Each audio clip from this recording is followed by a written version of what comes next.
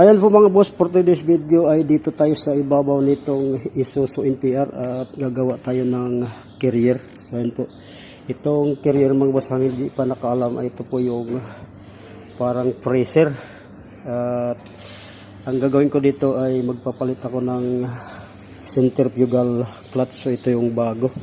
At dito yan nakakabit. Ayan, ito yun sa kanyang 3-cylinder na makina, diesel to. Ayan, ito yung makina niya.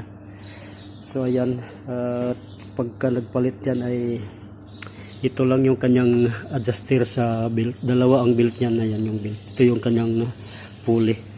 So ito yung aking gagawin ngayon at na-assign na trabaho. So ayan, then nandyan yung kanyang alternator. Ito lang po muna mga boss, at God bless, mabuhay po kayong lahat. At antabayan pa sunod nating mga video.